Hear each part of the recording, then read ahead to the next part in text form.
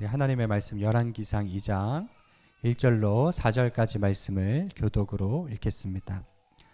다윗이 죽을 날이 임박하매 그의 아들 솔로몬에게 명령하여 이르되 내가 이제 세상 모든 사람이 가는 길로 가게 되었노니 너는 힘써 대장부가 되고 내 하나님 여호와의 명령을 지켜 그 길로 행하여 그 법률과 계명과 율례와 증거를 모든 율법에 기록된 대로 지키라.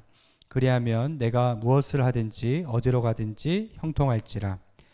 여호와께서 내 일에 대하여 말씀하시기를 만일 내 자손들이 그들의 길을 삼가 마음을 다하고 성품을 다하여 진실이 내 앞에서 행하면 이스라엘 왕위에 오를 사람이 내게서 끊어지지 아니하리라 하신 말씀을 확실히 이루게 하시리라. 아멘.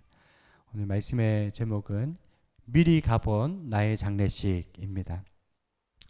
우리 1절에 보면 다윗이 죽을 날이 임박하매 유언을 하는 거죠. 2절에 내가 이제 세상 모든 사람이 가는 길로 가게 되었다 얘기합니다. 다윗은 자기가 곧 세상을 떠난다는 것을 알고 아들에게 유언하는 장면입니다. 임종 때 가족을 보고 유언을 남길 수 있다는 것은 은혜입니다. 왜냐하면 많은 사람들이 예기치 않게 세상을 떠나거든요. 가족 얼굴도 못 보고 인사도 못하고 가는 경우가 참 많습니다. 코로나 때 이제 비공식 집계까지 합치면 1,000만 명의 사람들이 이제 별세를 했죠. 그때 많은 사람들이 이제 떠나는데 마지막 그 얼굴도 못 보고 병실에서 소천하는 경우가 참 많았어요.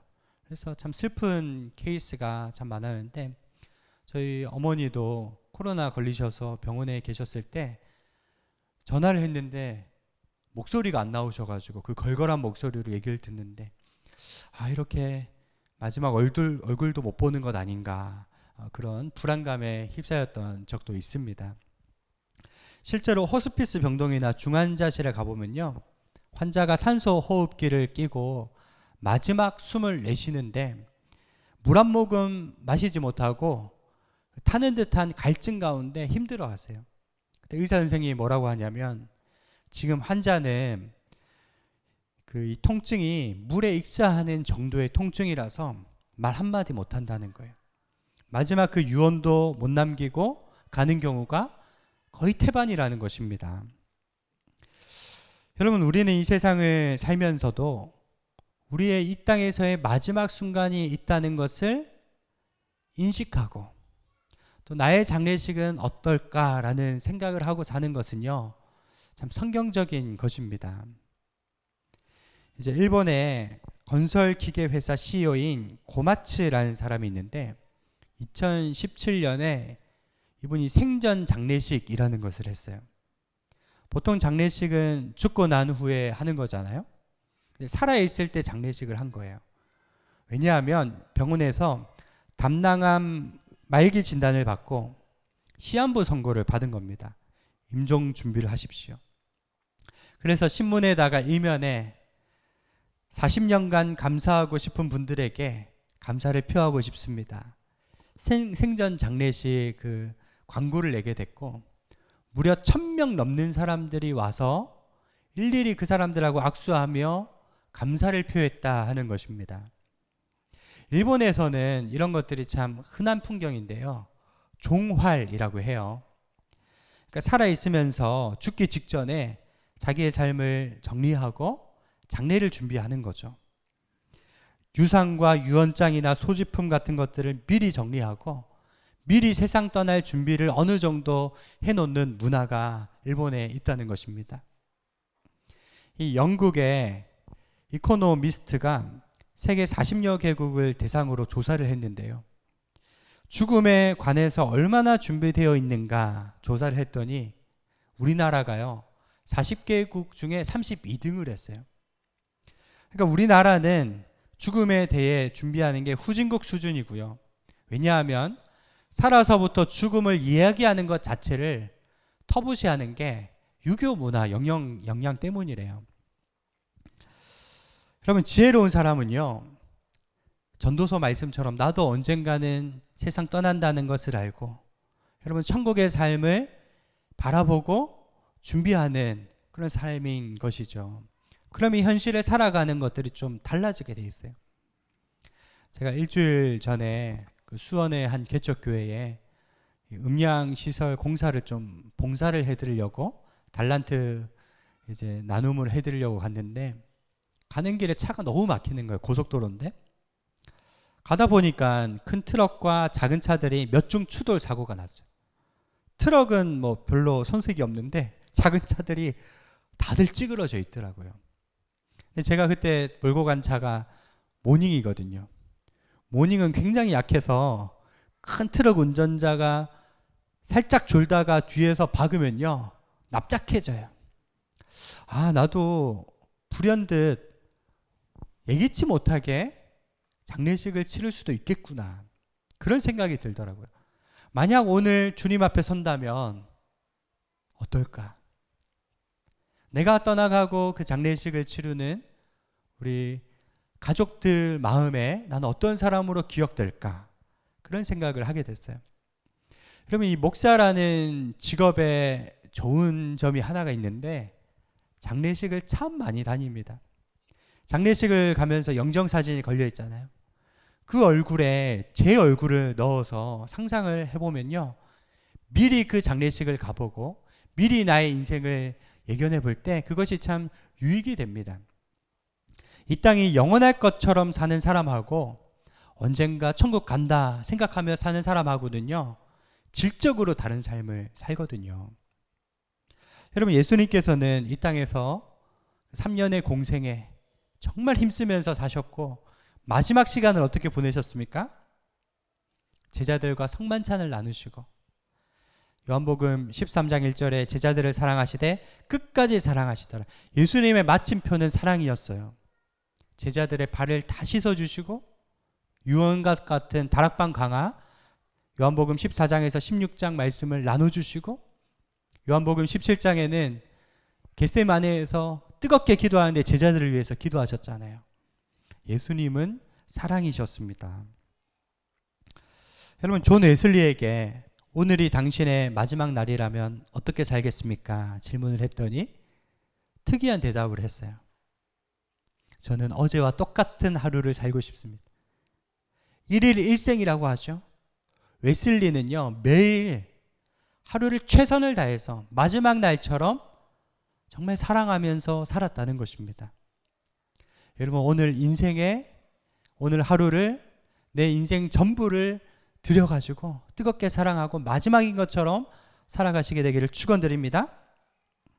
여러분은 죽음을 준비하고 있습니까? 사람이 죽으면 4개 정도의 정거장을 지난대요. 첫 번째 정거장이 병원 냉장고라는 거예요. 0도에서 4도 사이의 그 냉장고에 들어간다는 거죠. 두 번째 정거장이 관이래요.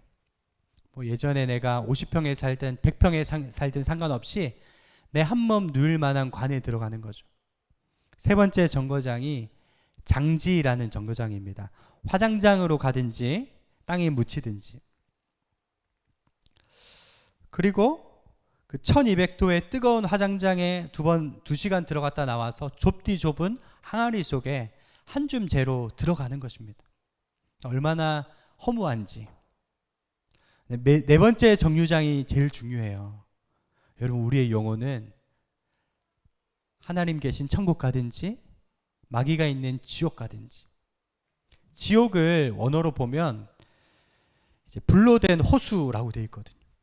영원한 고통과 구더기도 타지 않는 곳에서 너무너무 힘든 것이죠. 그러나 예수님을 믿고 우리의 죄를 회개하고 거룩한 삶을 사는 성도에게는요 천국이 있기 때문에 죽음을 두려워하지 않고 죽음이 오히려 영광의 문처럼 느껴지는 겁니다. 여러분은 무엇을 준비하고 계십니까? 제일 중요한 준비는요 노후 대책이 아니라 사후 대책이고 영원한 삶을 준비하는 것입니다. 여러분, 예수님의 제자들은 예수님이 미리 앞서갔던 그 길을 바라보면서 똑같이 그 십자가 길을 걸어갔습니다. 죽어가는 영혼 살리는 일에 전심전력을 다했죠. 여러분, 부모는 자녀의 등을 보고 배운다고 하잖아요. 나중에 그 자녀들은 부모가 걸어간 그 길을 그대로 걸어가게 돼 있습니다. 베드로처럼 바울처럼 성령 충만하게 기쁨으로 여러분 예배드리는 복음 전하는 삶을 산다면 우리 자녀들도 반드시 그러한 길을 걸어가게 될 줄 믿습니다. 다윗이 그러한 삶을 살았고 솔로몬이 그러한 길을 걸어가게 됐던 것이죠. 자, 오늘 두 번째 메시지는요, 다윗의 유언입니다. 솔로몬에게 어떤 유언을 남기는지 우리 3절과 4절 말씀 같이 읽겠습니다. 시작. 내 하나님 여호와의 명령을 지켜 그 길로 행하여 그 법률과 계명과 율례와 증거를 모세의 율법에 기록된 대로 지키라. 그리하면 내가 무엇을 하든지 어디로 가든지 형통할지라. 여호와께서 내 일에 대하여 말씀하시기를 만일 내 자손들이 그들의 길을 삼가 마음을 다하고 성품을 다하여 진실이 내 앞에서 행하면 이스라엘 왕위에 오를 사람이 내게서 끊어지지 아니하리라 하신 말씀을 확실히 이루리라. 아멘. 여러분, 질문 하나 할게요. 여러분, 만약에 묘비에다가 내 인생을 축약할 수 있는 글귀를 하나 넣는다면 어떤 글귀를 넣겠습니까? 미국의 노벨 문학상을 받은 버나드 쇼, 이 사람은 별명이 명언 제조기예요. 워낙 주옥 같은 말들을 많이 해서. 근데 그 버나드 쇼가 자기 묘비에다가 어떤 글귀를 올려놓은 줄 아세요? 아주 웃긴 말을 넣었어요. 우물쭈물하다가 내 이렇게 될 줄 알았다. 더 정확히 번역하면 내 언젠가 이 꼴 날 줄 알았다. 너무 의미심장하지 않습니까? 여러분, 사람들은 흘러가는 강물처럼 이 흘러가는 시간들의 기회를 붙잡지 못하고 우물쭈물하다가 그냥 헛된 삶을 산다는 것이죠. 여러분, 지금이야말로 은혜 받을 만한 때요, 구원의 날입니다. 오늘 하루의 의미를 잡으시길 바랍니다. 그래서 카르페 디엠이라고 하죠. 키팅 선생님이 우리 제자들에게 카르페 디엠, 오늘 이 순간을 잡으라. 학생들이 너무 공부에 매진하면서 인생을 헛되게 흘려보내는 것 같으니까 꽃도 만개했을 때가 아름답고 인생도 지금 이 순간이 아름다운 거야. 이때를 즐기라고 얘기하잖아요.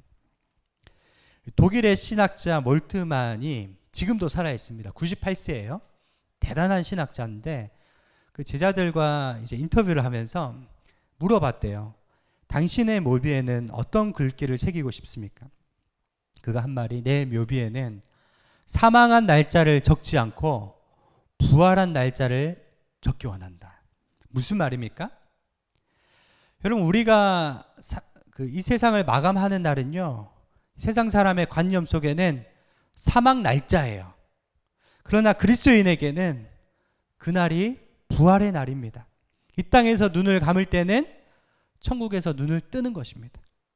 여러분, 그러한 관념으로 살아가는 것입니다. 그래서 오늘 말씀, 다윗이 내 인생의 마지막 글귀 하나를 남긴다면, 아들아, 너는 하나님 말씀을 늘 가까이 하고 그 말씀대로 지켜 행하라, 이렇게 말씀하는 겁니다.